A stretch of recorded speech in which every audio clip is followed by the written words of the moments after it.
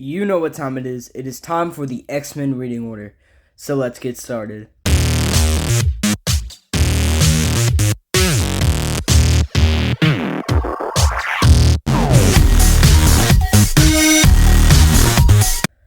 Hello everyone, and welcome back to Geek City. Now, I want to mention, as always, whenever I do these reading order videos, if you want to say so in the next reading order, on like what the poll is, because basically how I decide what the next reading order will be is I list a bunch of, comics or teams on a community tab poll, and then whichever one gets the most votes is what the next reading order would be.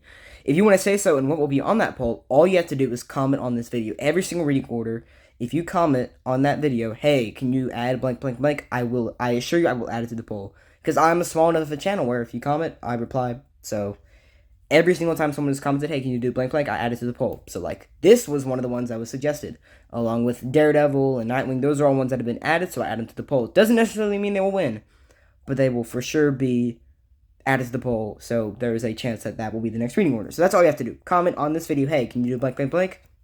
That will be the next poll. And I've also decided, instead of doing like 3 parts, I'm just going to do one thick, long, juicy video. So if you enjoy that, if you like the reading orders being like one huge video instead of 3 shorter ones, let me know in the comments down below. So this is the first time I'm going to try that, where I do a huge, just long video talking about the entire history.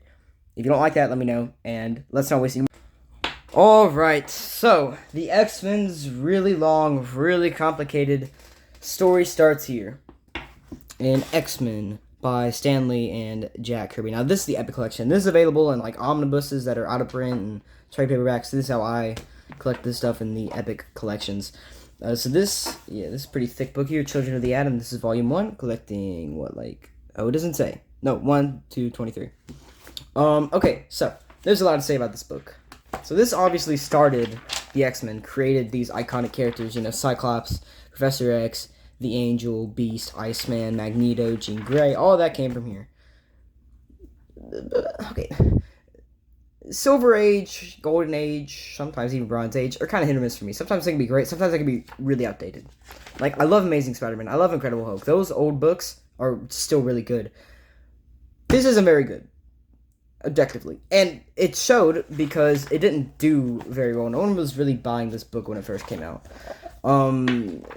Because it ended after like 60 issues, and so they dropped the book. But let's talk about it a little bit more. You have a ton of introductions in here, like Juggernaut, Havoc, obviously the X-Men in here. A ton of those iconic villains.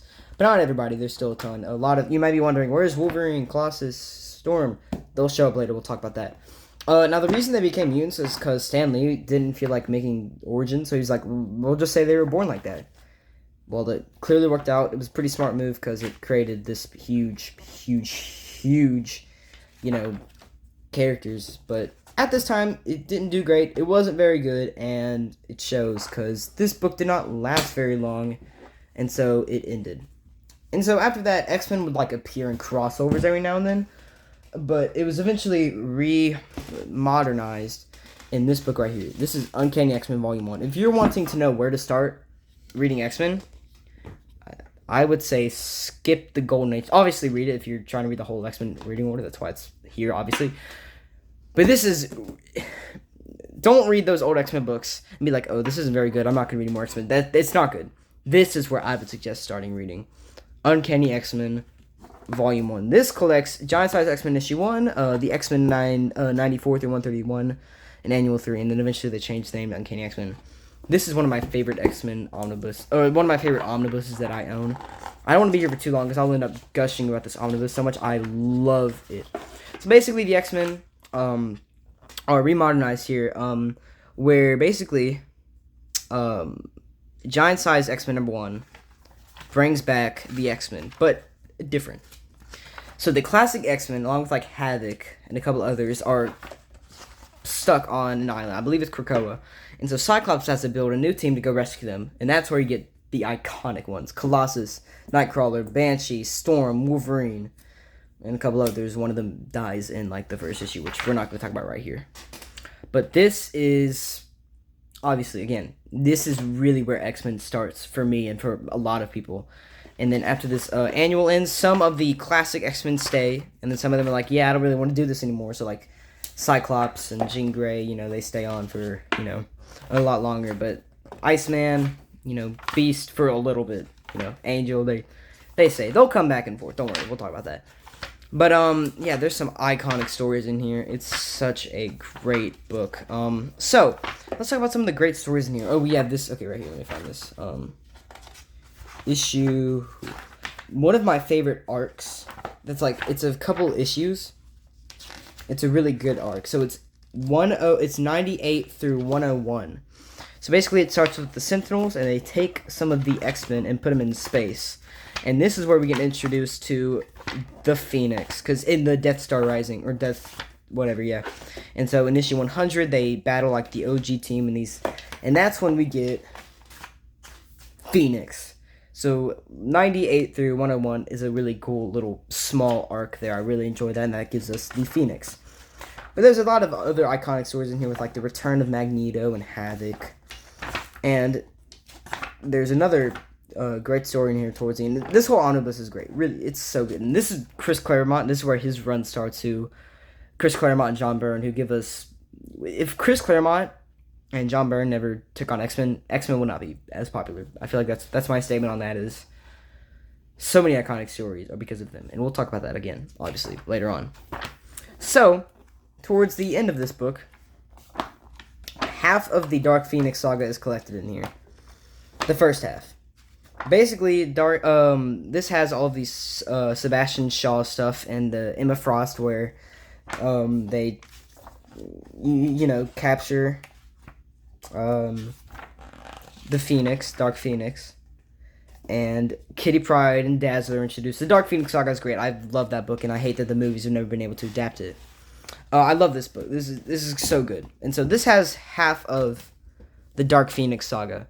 And since Omnibus Volume 2 is out of print, I have to read all of the Dark Phoenix. So that's why I still have this trade paperback right here, because this has the rest of the stuff in there. So if you're like wondering how to finish it all, the rest of it's in here. So this has 129 through 137. So let me find where it ends. This book ends right here. Let me see. Right. God, I'm trying to remember. Okay. I'm trying to remember where it ends. Because there's like a lot of stuff in here. So, let's see. Yeah. Okay, so the first X-Men book. Yeah. X-Men Omnibus Volume 1 ends right here. With 131. So 132 and onward is new stuff that's not collected in that first omnibus. So yeah, Dark Phoenix Saga is one of the best comic books out there. It's so good. And this has all of it. So if you're wanting to read the whole saga, there's stuff with space. And at the end, I hate to spoil, but come on, we all know how this goes. Jean Grey sacrifices herself, you know, for like 5 minutes. But that's okay. We'll talk about that when we get there. And so we have a ton of other iconic stories. Again, Omnibus Volume 2 is out of print, so I have to, of course, have Days of Futures Past. So this literally is the next issue after Dark Phoenix Saga ends. So this has, Lord, my camera, sorry about that. Okay, anyway, come on. There we go, okay. So this has Kitty Pryde officially joining the team. This book is very much focused on Kitty Pryde, one of my favorite X-Men. So you have the funeral, and then Kitty Pryde officially joins the team. You have a couple other little stories in here, but this is when you get Days of Futures Past, an iconic story, which I think it's good. It's only 2 issues. So if you read the movie, and then if you watch the movie and then read this, you're like, oh, it's not as epic. It's not. It's only 2 issues, but it's still really good. I still really, really enjoy it. So yeah, this collects 138 through 141, and the Uncanny XMen 142 through 143, because they officially like changed the title to Uncanny XMen. So you could buy all 5 omnibuses, but if you're just wanting to get those iconic stories, the next one I would suggest is God Loves Man Kills. This is written by Chris Claremont and Eric Anderson. This is like the magazine. I own the old magazine version. This is like considered the best X-Men comic. Again, Chris Claremont really just... a ton of those iconic stories are because of him. And yeah, this is one of my favorite X-Men stories. This was in my top 5 favorite X-Men stories whenever I did that video. Go check it out if you haven't. But this is this story where there is Trask, Boulevard Trask, and he captures some of the X-Men. And there's also this other group that's like going around killing mutants, and so the other ones have to go rescue them. It's really simple, It's a really simple story where basically Jean, Professor X, Cyclops are captured by Trask, and the others have to go and rescue them. It's really simple, but it's so dark and it's so real. Like this, X-Men is very much kind of intentionally reflecting on real life with like in the '60s with civil rights issues and all that. That's kind of what the X-Men was. So this is very much tackling that, and I love it. This is again, there's a reason this is one of the iconic X-Men stories, and it was kind of adapted in X-Men and X2, kind of, not really, but there's some similarities there. All right, the next big event is the Mutant Massacre. This was so much fun. So this is basically, there are these mutants in the sewers known as the Morlocks. Lord, okay. Yeah, the Morlocks. And they live in the sewers because they're hiding from humanity. And there's this other group called, hold on, let me find this really cool panel. Let me find it here. The Marauders. I can't find it, but anyway. They're the Marauders, and they kill these Morlocks. So that's what this story is about. And this is not just the X-Men. This also has, like, X-Factor and a couple, Avengers and whatnot. But this is such a great story. I've done a review of this. I don't think it made my top 5, but it's still really, really good. I love this story. So yeah, by this point, the X Factor has left and become their own thing. So that's why Jean, Cyclops, Beast, all of them aren't here because I'm not featuring the X Factor in this video because I can't mention Cable and X Factor and X Force and Uncanny X-Force and all that because this video would be absurdly long. I can't do that. I can't. Okay, so that's why they're not here. But Mutant Massacre is a great little event. So check that omnibus out.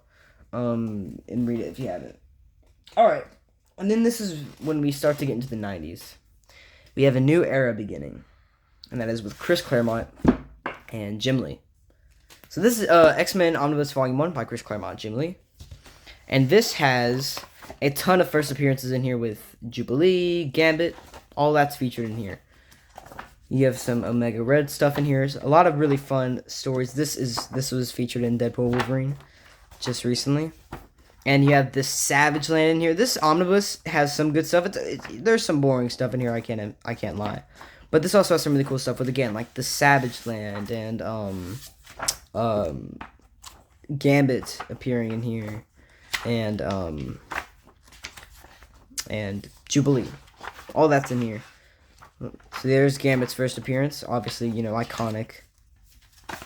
There's this one specific issue I'm trying to find that's... They knew what they were doing here. Let me find it. It's the Bubbles. Let me see if I can find it here. It's hilarious, because, I mean... Oh, this is another iconic issue. This is a great issue right here.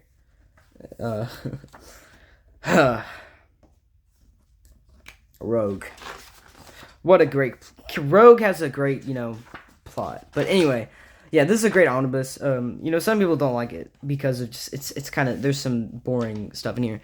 And now Volume 2 has a really iconic story in here, Mutant Genesis, which is where Jim Lee did those iconic redesigns, and X-Men issue 1, which was like the highest, you know, the most successful comic book of all time until Spider-Man. But it's out of print, and the trade paperback is also out of print. So I usually don't show single issues in this. I don't show single issues in the reading orders, but I have to for this specific. This is the exception here. I have an actual original issue, but I don't want to bring that out because it's like packaged and all that. So here's this cool reprint that has like all the issues in it and the posters right there. So yeah, this is kind of a reboot, not a reboot, but like a relaunch with Chris Claremont, Jim Lee. And look at this sexy artwork. Dude, this artwork is so freaking good. I mean, it's beautiful, beautiful, beautiful stuff here. This looks so good.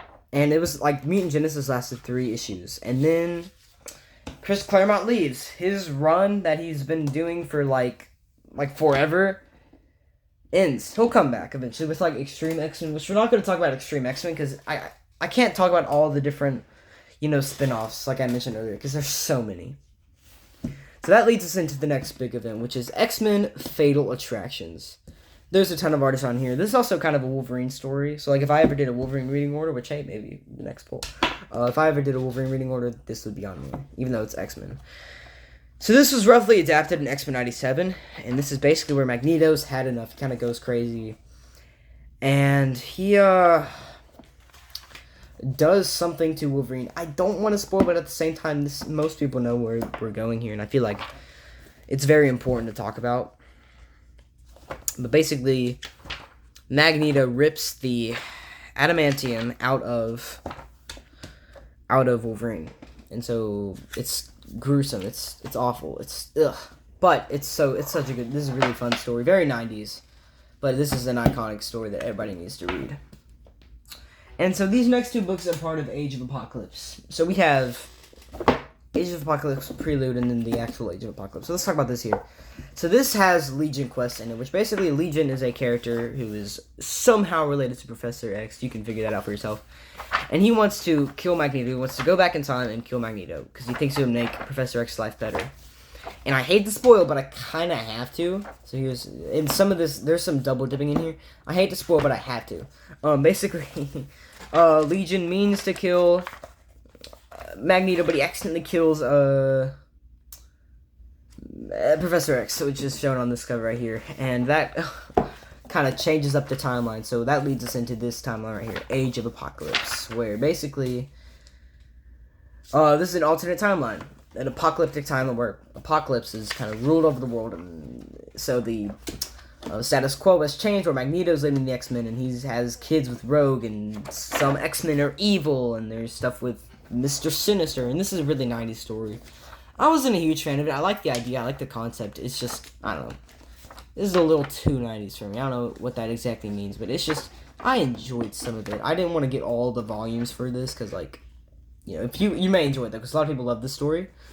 I just personally couldn't get into it, but yeah, here's Age of Apocalypse and the Prelude. They double dip, but still, thought it was important to have. And this leads us into a new, modern era of X-Men. We're about to get into some of my favorite stuff. These next two runs are my favorite. So we have New X-Men by Grant Morrison, which I have done a review on. Grant Morrison basically just does her own thing and kind of relaunches X-Men. There's some iconic stories in here with, like, E is for Extinction, which has the first appearance of Cassandra Nova, who was in Deadpool Wolverine. I mean, there's so many great stories in here. This is such a... I mean, this is a praise run. One of my favorites up there with, like, you know, Chris Claremont's. Nothing's ever going to top Chris Claremont because that run was, like, 30 years long, but still, this is such a... I mean, this is great stuff here. I've done a full review on it if you want to know my thoughts on it, like, a little more in-depth. But this has Magneto... Magneto does something to Jean Grey in here, and I hate to spoil, but you got it. Let's see if I can actually find the page this time. But basically, Magneto... Let me get a little more deeper in here. I love this artwork. Magneto... Okay, I can't find it, of course, but Magneto, like, kills Jean Grey. We're not talking about the Phoenix. He doesn't kill the Phoenix. He kills Jean Grey. Jean Grey's dead for now. It's comics. Everyone comes back at some point, but... This is such a good book, so check it out if you haven't. So the next big run is my favorite X-Men story. This is my favorite stuff right here. This is Astonishing X-Men. This is the modern epic collection, which has the first 13 issues. I love this stuff. I love it so much. The thing with the X-Men is there's a lot of books I want to talk about, but they're, like, out of print, and there's so much X-Men books that I could talk about. Kind of off topic there, but anyway, I had to mention that here. So this has Joss Whedon. I know Joss Whedon sucks. He's a bad human. He's a mean person. But he's a really good writer. We all know this. And then it has John Cassidy, who just died, who just passed away. And it sucks, because I love this artwork. It's really, really good. But this is my favorite X-Men story of all time. I love this stuff. Again, Joss Whedon is a great writer. And this brings back Colossus, who was dead at this point.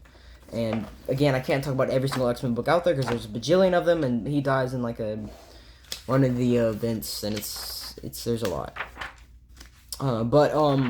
This is a great book. I don't want to spoil, but there's stuff with, like, the Danger Room in here coming to life. Check this out if you haven't. It's incredible. So get this epic collection. It's pretty cheap on Amazon. I don't remember it being that much when I bought it. It's like $20 or something, which isn't bad, because this is, what, $40? Yeah, you can get it pretty cheap on Amazon.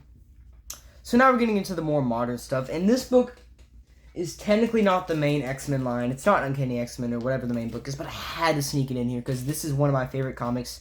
It means the world to me. That is Amazing X-Men Volume 2, World War I to go. This is one of the first comics I was ever gifted. First collected editions. It was given to me by my pastor, who happened to have 2 copies of this trade, so he gave me one. This is not the main X-Men title, and I'm not going to get Volume 1. I just want this. This means the world to me. I feel like everybody should read this book. It's so underrated, and I love it. Again, this means the world. Go check this book out. It's so much fun. This is World War I to go. This is such a fun story. This is my top 5. This was in my top 5. I'm sure there are better X-Men books, but this just means the world to me because it was like one of my first trade paperbacks, and I remember being blown away by it. First of all, this Wolverine suit is awesome. It's really cool, but it's really graphic. Like the thing that caused it, where basically people are eating people are eating meat, and it causes them to become Wendigos, as you can see from here. And it's such a good story. I love this so much. Go check it out. It means the world to me if you did, because it's so much fun. And the Avengers get involved here. So again, this is not main title X-Men. I had to sneak it in though. Call me cheating. I don't care. And that leads us into like the modern stuff with the Krakoa era. I was not a huge fan of this era, but a lot of people love it. So here it is. This is what's kicked that off with Jonathan Hickman's X-Men. This is what kicks off the Krakoa era. And there's so much there. I can make a whole reading order on the Krakoa stuff, and that's why I don't like it. I don't like it. I kind of just prefer them at the mansion. But hey, you know, whatever. People love this stuff, so that's good. At least people are liking X-Men. That's all that matters. I love the X-Men, so. This is a good jumping on point. You might love it. Most people do. I just happen to not like it. But yeah, this is Volume 1 of Jonathan Hickman's run, which leads, and they just wrapped it. And now that the Krakoa era is ended, we have the new X-Men era, and I have the single issue here. This is Uncanny XMen Volume 1, Issue 1 by Gail Simone, because they just relaunched X-Men like a month ago.